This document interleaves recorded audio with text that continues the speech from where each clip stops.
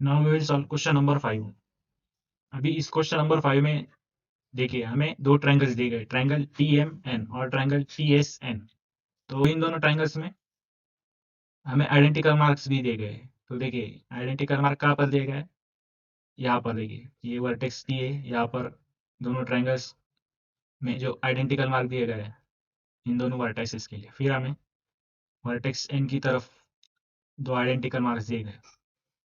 फिर ये जो साइड TM है और साइड TS है, इन दोनों साइड्स पर भी सेम आइडेंटिकल मार्क है। इसका मतलब क्या है, ये दोनों साइड्स एक दूसरे को कॉन्ग्रुएंट है। सिमिलरली ये जो वर्टेक्स है, ये दो वर्टेक्स, ये वर्टेक्स भी क्या है, एक दूसरे को कॉन्ग्रुएंट आएंगे। इन वर्टेक्स पर जो एंगल है वो कॉन्ग्रुएंट है। ये जो वर्टेक्स है ना, इन वर्टेक्स के जो एंगल्स रहेंगे वो कॉन्ग्रुएंट रहेंगे एक दूसरे के लिए। यहाँ पर ये वाला, इस वाले वर्टेक्स के एंगल्स एक दूसरे को कॉन्ग्रुएंट रहेंगे। फिर इस वाले वर्टेक्स के एंगल्स एक दूसरे को कॉन्ग्रुएंट रहेंगे। फिर ये जो साइड TM और साइड TS है, ये दोनों साइड्स कैसी है, these two sides are not included in this angle।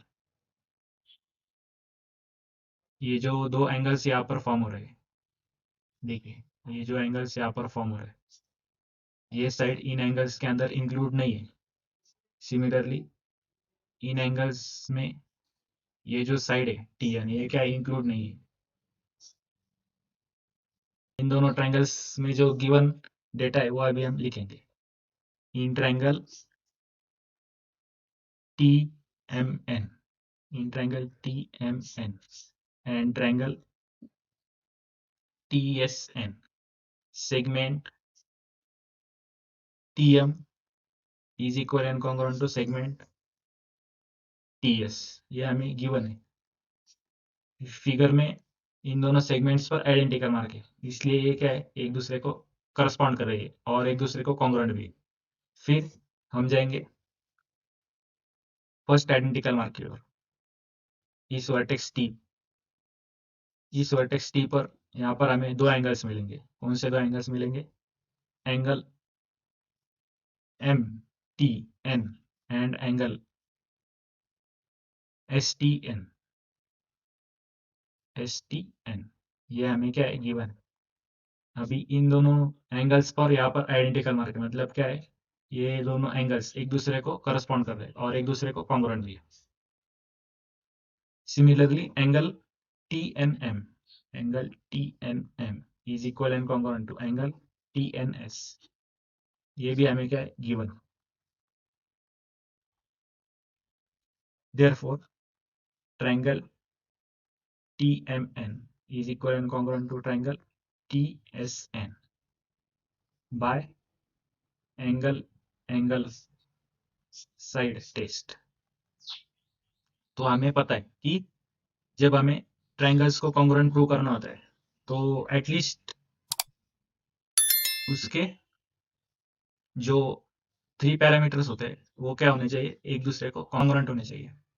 तो एटलीस्ट 3 पैरामीटर्स एक दूसरे को कॉन्ग्रुएंट हो गए तो हम क्या कह सकते हैं, ये जो दोनों ट्रायंगल्स है वो क्या है, कॉन्ग्रुएंट है।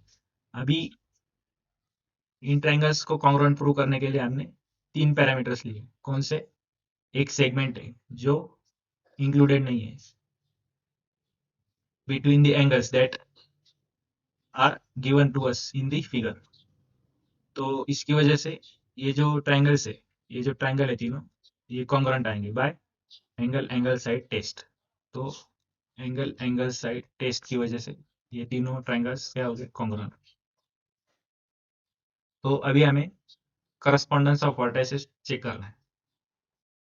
तो वर्टाइसेस का करस्पॉन्डेंस हम कैसा शो करेंगे, देखिए यहाँ पर स्टार्ट करेंगे हम ये वर्टेक्स T से। देखिए यहाँ पर वर्टेक्स T पर हमें दो एंगल्स पर आइडेंटिकल मार्क दिया गया, मतलब हम ऐसा लिखेंगे vertex T corresponds to vertex T। तो इस ट्रायंगल का वर्टेक्स T यहाँ पर है और इस ट्रायंगल का वर्टेक्स T यहाँ पर है। फिर इस वर्टेक्स T से हम स्टार्ट करेंगे, फिर हम क्रॉस करेंगे इस आइडेंटिकल मार्क को और बढ़ेंगे दूसरे वर्टेक्स की ओर। तो हमें कौन सा वर्टेक्स मिलेगा इस ट्रायंगल में, वर्टेक्स M। सिमिलरली इस ट्रायंगल में भी हम स्टार्ट करेंगे वर्टेक्स टी से, क्रॉस करेंगे इस आइडेंटिकल मार्क को और मूव करेंगे दूसरे वर्टेक्स की ओर। तो हमें कौन सा वर्टेक्स मिलेगा? Vertex S. फिर इस ट्रायंगल में देखिए, इस ट्रायंगल में हम वर्टेक्स एम से स्टार्ट करेंगे और मूव करेंगे तीसरी वर्टेक्स की ओर। तो हमें कौन सा वर्टेक्स मिलेगा? Vertex N. सिमिलरली हम यहाँ पर एस से स्टार्ट करेंगे और मूव करेंगे तीसरी वर्टेक्स की ओर। तो हमें कौन सा मिलेगा? Vertex N. तो इस तरह से हम करस्पॉन्डेंस लिखेंगे।